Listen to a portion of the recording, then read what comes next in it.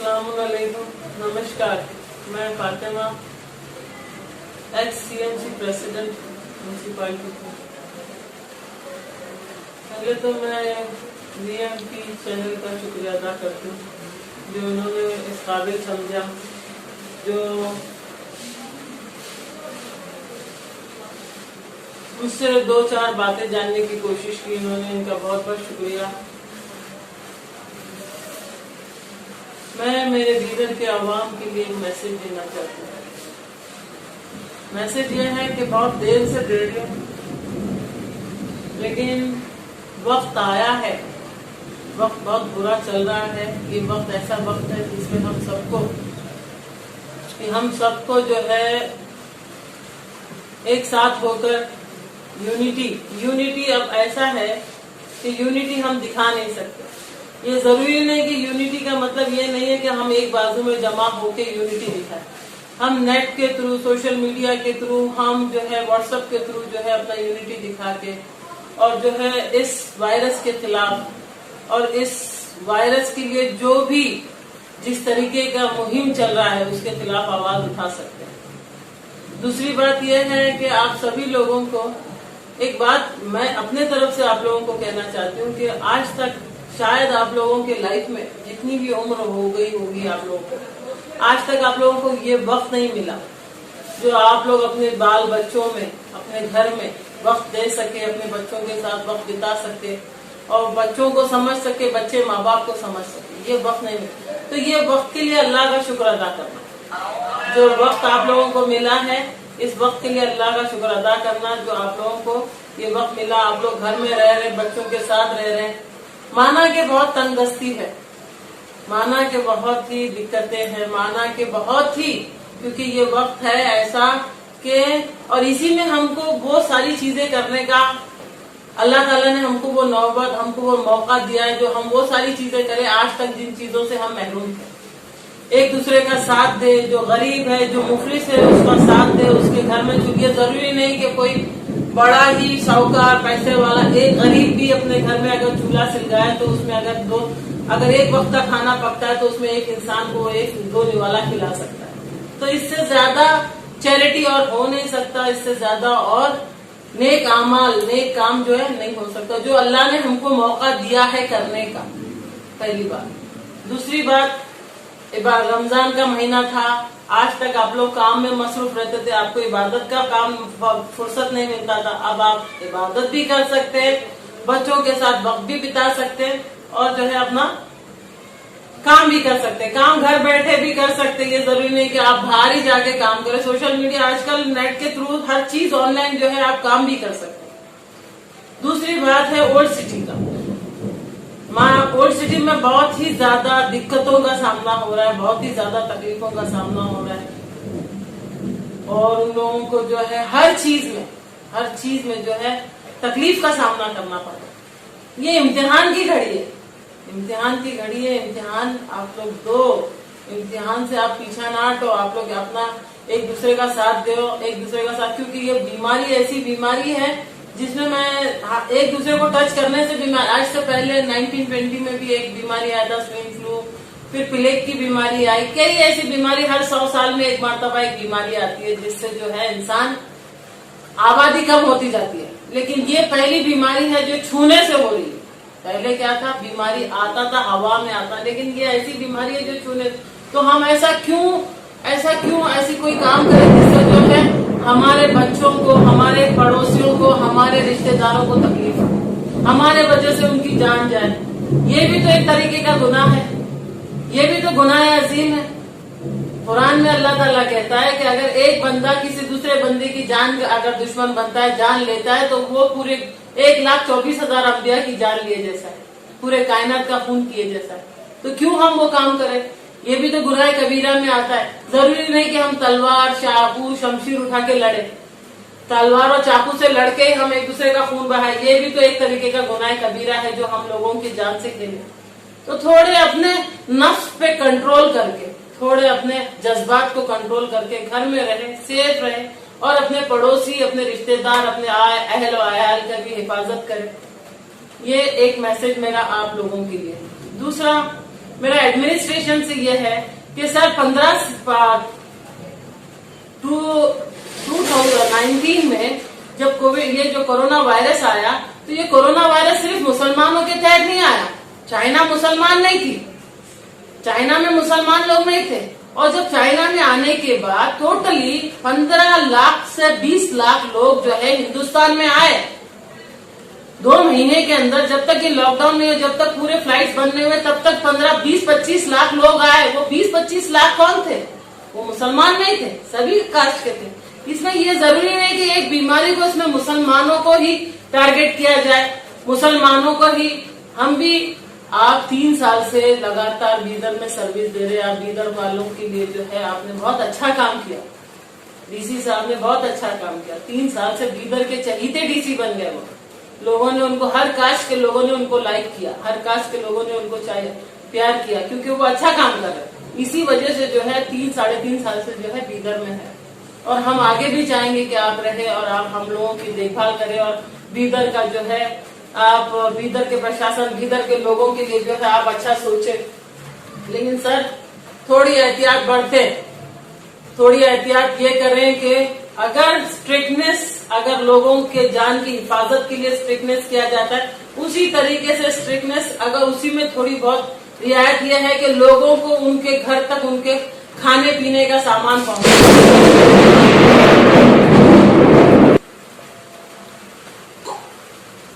DC साहब से मेरी ये गुजारिश है कि जिस तरह आप लॉकडाउन को स्ट्रिक्टनेस से ओल्ड सिटी में किया जा रहा है, उसी तरह ये भी देखा जाए कि लोगों तक, पब्लिक को जो है खाने के सामान, पीने के सामान, जैसे दूध है, पानी की किल्लत हमारे शहर में कई सालों से। ओल्ड सिटी में तो हमेशा किल्लत रहा, क्योंकि वहाँ मीठे पानी की किल्लत थी। बोर अगर मार दिए तो हमने बोर, जब मैं प्रेसिडेंट थी तब मैंने बोर मारा, लेकिन बोर से क्या है, खारा पानी तो हम पी नहीं सकते। तो ये सारी चीजों को जो है डीसी साहब का फर्ज है, हमारे एडमिनिस्ट्रेशन का फर्ज है जो देखे। और जो है सिर्फ लाठी बरसाना, आप अगर लॉकडाउन कर रहे तो क्यों कर रहे? इंसान की जान बचाने के लिए कर रहे ना, ताकि लोग सलामत रहे, अपने घर में रहे, अच्छा रहे। तो इसका मतलब ये नहीं कि खाली लाठी से मार भाई इंसान है, इंसानियत का एक इंसान को इंसान जैसा प्रिटेंड करे। ये नहीं कि हम गधे जानवर के जैसा जो है इनको जानवर बना दिया, इनको कीड़े मकोड़ों के जैसा रखेंगे, इनके जानवर के जैसा रखेंगे। ये किसी भी, ना ही किसी इंसान दुनिया के कानून में है, ना ही इस्लामी कानून में है, ना ही दुनियावी कानून में, कहीं किसी किताब में नहीं है। तो मेरी आपसे गुजारिश है कि आप जो है लोगों के प्रति जो है अपना, आप जो मैसेज देना चाहते हैं, तो वो मैसेज को जो आपके जितने कार्यकर्ता है, जो भी आपके ऑफिसर्स है, उनके ऊपर आप उनसे मीटिंग लिया करें, उनसे बात किया करें कि भाई आप जो है भी ओल्ड सिटी में इतना स्ट्रिक्टनेस जब कर रहे, तो आप लोग ये देखो कि उनको ये सारी चीजें मिल रही है कि नहीं। क्यों आवाम रोड पर आ रही है, क्यों रोड पर आके आवाज उठा रहे, क्यों जमा हो रहे, जबकि सोशल डिस्टेंस रहना चाहिए, लेकिन पब्लिक जमा हो जा रही है। क्यों हो रही, क्यों अपने जान की परवाह नहीं कर रही है? इसलिए कि रोज बोलते ना, घुट के मरने से बेहतर है कि एक बार मर जाए। इज्जत की बोलते ना, जिल्लत की जिंदगी से बेहतर है इज्जत की मौत। तो वो सोच के जो है आज अवाम रोड पे आ जा रही है। ये नहीं सोच रही है कि हमारी जान चले जाएगी, हम जो है वायरस के थ्रू मर जाएंगे, हमको वायरस होगा। ये तो वो यही सोच रहे कि हम रोज घुट के क्यों मरे, एक ही बार क्यों न मर जाए। तो मेरी आपसे ये गुजारिश है कि जो आप 3-3.5 साल से हमारे बीदर सिटी को जो देखते आ रहे, इसी तरह, क्योंकि आपने कोई भेदभाव कभी किसी के साथ किया नहीं, आपने हर किसी को जो है हमेशा इंसानियत के तौर पे हमेशा जो है अपने कानून के दायरे में रह के आपने सभी को देखा है। तो सर मेरी आपसे गुजारिश है कि आप पूरे बीदर के ओल्ड सिटी के लोग, खासकर ओल्ड सिटी में जहाँ जो है ये वायरस का पैदावार ज्यादा हो रहा है, जहाँ लोगों को ज्यादा होते जा रहा है, जहाँ कोविड-19 के शिकार हो रहे लोग जो है ज्यादा से ज्यादा कोरोना वायरस जो हर एक घर से निकलते जा रहा है, तो वहाँ ज्यादा तवज्जो इस बात से देखिए ताकि जो है लोग बागी ना बने, लोग बागी बन के रोडों पे ना आए, ताकि ये वायरस से हम लड़ पाए। कोई भी देखिए सर, आपको एक बात बता दें, कोई भी माँ बाप जो है खुद भूखे रहेंगे, लेकिन अपने बाल बच्चों को भूखा रख नहीं सकते, कोई अपने बाल बच्चों को भूखा देख नहीं सकते। तो इसीलिए जो है ये बातें, सिर्फ 5 किलो चावल देने से, 1 किलो दाल देने से उबाल के खाया नहीं जा सकता। उबालने के लिए भी हमको अंगार की जरूरत पड़ती है। अंगार कहाँ से लाए? ना घास लेट, ना किसी के पास गैस नहीं है, किसी के पास लकड़ी नहीं है। मैंने देखा है सर, बहुत सारे लोगों को देखा, औरतों को देखा है, औरतों के ऊपर भी स्ट्रिक्टनेस किया जा रहा है। जबकि औरत निकलती है अपने बच्चों के लिए खाने पीने का सामान लाने के लिए, उनके साथ भी जो है व्यवहार गलत किया जा रहा है। क्यों? इसीलिए साहब आप सभी से मेरी गुजारिश है, पुलिस प्रशासन से, मेरी एसपी साहब से, डीसी साहब से, इन सभी से गुजारिश है कि आप सभी लोगों को जो है, आप लोग जितना काम कर रहे हैं बहुत अच्छा कर रहे हैं। आप जो भी कर रहे हैं हमारी जिंदगी के लिए कर रहे हैं, हमको सलामत रखने के लिए कर रहे हैं, हमको अच्छा रखने के लिए कर रहे हैं। तो उसी के साथ साथ हमको जब आप अच्छा रखना चाहते हैं तो हमारे पेट के बारे में भी सोचे कि हम तक हमारी वो सारी चीजें, जरूरत की चीजें हम तक पहुंच जाए, हमारे बाल बच्चे जो है भूखे ना रहे, हमारे घर में पानी पहुंचे। सबसे पहले पानी मिले हमको, जो 6-6 दिन 8-8 दिन नल नहीं खुलता है। तो इस बात पे जो है थोड़ा भी सीएमसी में नजर डाले डीसी साहब के, पानी क्यों नहीं खुला, ओल्ड सिटी में पानी खुले।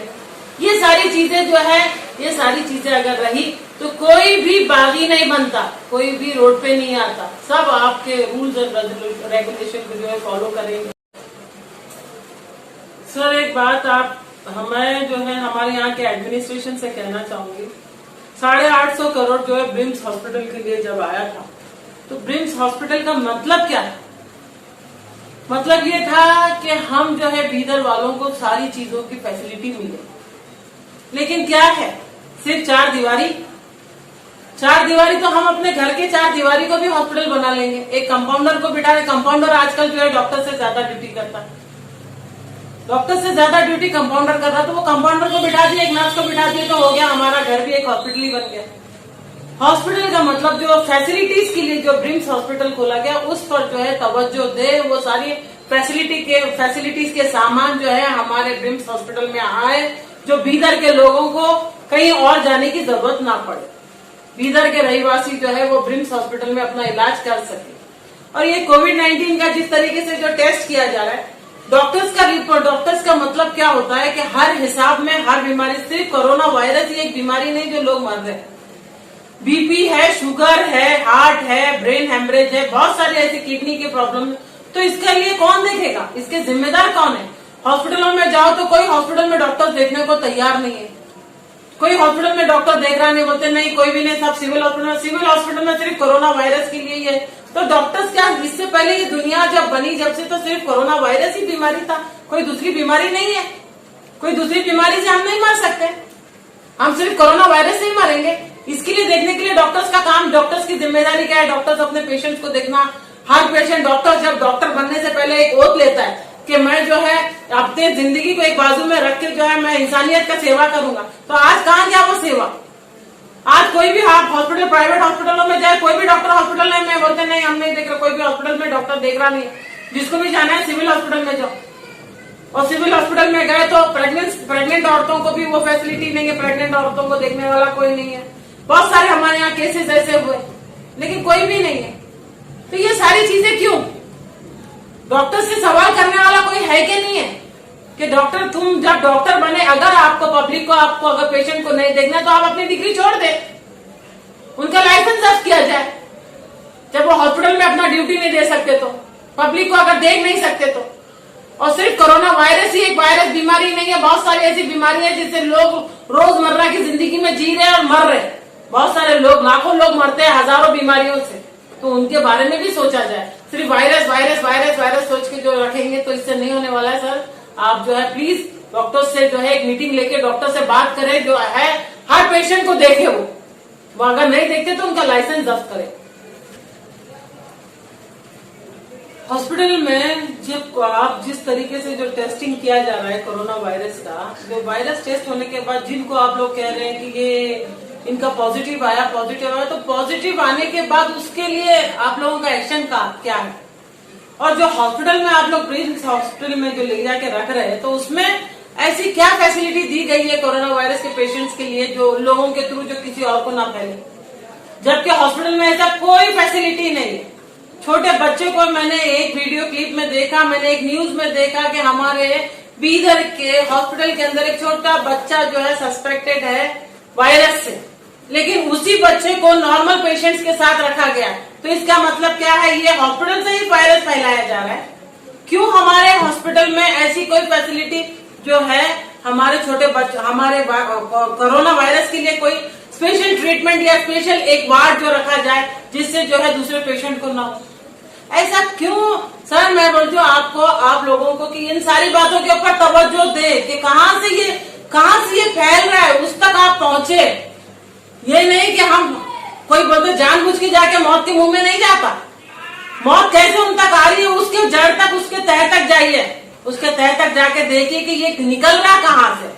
क्योंकि बीदर के वासी बीदर में ही है, क्योंकि ना कहीं जाने का कोई हमारे पास समाधान है, ना आने का कोई, हर तरफ लॉकडाउन है, ना ट्रेन है, ना बस है, ना कुछ है। लेकिन यही क्या है, लोग रहने के बावजूद भी जो है हो रहा है।